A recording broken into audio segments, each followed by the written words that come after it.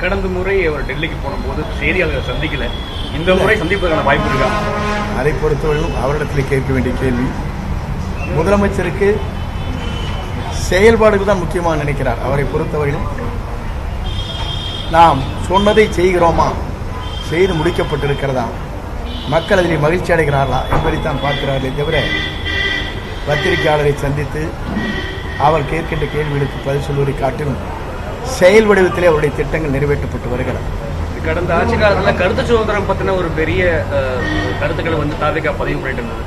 நேற்றைய தினம் மதுரையில் யூடியூபர் மாரிதாஸ் அவர்கள் கைது செய்யப்பட்டிருக்காங்க. ஆதவர்ஜுனா அவருடைய குடும்பம், அவருடைய பெயர் இந்த பொதுவாக என்ன விதிகளின் அடிப்படையிலே அவரை கைது செய்யப்பட்டார் என்பது சட்ட ரீதியாக எனக்கு தெரியவில்லை. நான் சொல்வதுதான், பத்திரிகை சுதந்திரம் என்பது முழுமையாக சுதந்திரம் வேண்டும். அது எப்படி இருக்க வேண்டும் சொன்னால் மக்கள் வளர்ச்சி பணியில் இருக்க வேண்டும். தனிப்பட்ட விமர்சனம் இல்லாமல் மக்கள் வளர்ச்சி பணிகள் எப்படி இருக்க வேண்டும் என்று பத்திரிகை நீங்கள் சொல்லுகிற போது பத்திரிகை சுதந்திரம் மட்டுமல்ல, நாடே வளர்ச்சி அடையும். சார், இந்தியா பிளாக் கூட்டணியிலிருந்து திமுக வெளியேறிட்டது. தாவேகா இணைவதற்கான வாய்ப்பு இருக்கா? திராவிட முன்னேற்ற கழகம் வெளியேறி இருக்கிறது. எங்கள் கொள்கை முடிவுகள் என்ன என்பதை முதல்வர் தெரிவிப்பார்.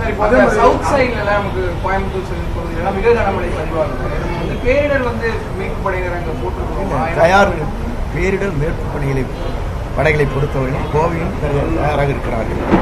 நீலகிரியிலும் தயாராக இருக்கிறார்கள். நீலகிரியில் நிலச்சரிவு ஏற்படும் பட்சத்தில் ஏற்பட விடமாட்டோம். அப்படி வருகிற போது அதற்கான பாதுகாப்பிற்காக ஹெலிகாப்டர் தயார் நிலையில் இருக்கிறது.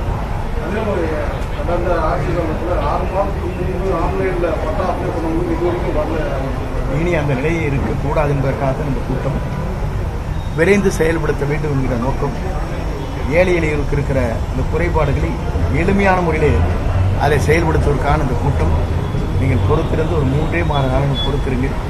எங்கள் துறையுடைய வேகம் ஜெட் விமான வேகத்தில் இருக்கும்.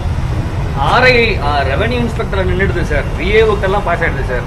ரெவன்யூ ஆர்ஐ கிட்ட வரும்போது தான் சார் பிரச்சனை ஆகுது. இல்லை, வாரிசு சான்றிதழ் சரி இல்லை. பொதுவாக நான் இன்றைக்கு ஒன்றே ஒன்று சொல்கிறேன், அதையெல்லாம் சரி செய்வதற்காகத்தான் இந்த கூட்டம். வாரிசு சான்றிதழாக இருந்தாலும் சரி, கம்யூனிட்டி சர்டிஃபிகேட்டாக இருந்தாலும் சரி, பட்டாவாக இருந்தாலும் சரி, பட்டா மாற்றங்கள் இருந்தாலும் சரி, எளிமைப்படுத்துவதற்காகத்தான் இந்த கூட்டம் கூட்டப்பட்டிருக்கிறது. 3 மாத காலம் கழித்து நீங்கள் பாருங்கள், துறையுடைய வேகம், நீங்கள் கேட்கின்ற கேள்விகள் அனைத்தும் நீங்கள் பாராட்டுகின்ற அளவுக்கு இருக்கு. ஒரு 1 பாயிண்ட் கம்ப்ளைண்ட் பாக்ஸ் இருந்தால் நல்லா இருக்கும் சார். ஏன்னா நிறைய ரிஜெக்ஷன் ஆயிடுது. ரிஜெக்ஷன் ஆகிட்டு இந்த ரீசன் கோசம் ரிஜெக்ட் ஆகிடுது. அதுக்கு மேலே அதை ப்ரொசீட் பண்ண முடிய மாட்டேங்குது. இல்லை, பொதுவாக ஒவ்வொருவரும் கொடுக்கப்படுகிற மனுக்களை ஆய்ந்து அதிலே ஆன்லைன் மூலமாக, டிஜிட்டல் மூலமாக பதிவு செய்வது எது என்பதை முடிவு செய்வோம். என்னென்ன மனுக்கள் ஏற்றுக்கொள்ள இயலாது, அதற்கு என்ன காரணம் என்பதை 15 நாட்களுக்கு அந்த மனு கொடுக்கப்பட்டவர்களுக்கு கடிதங்கள் வரும். ஆக்சுவலாக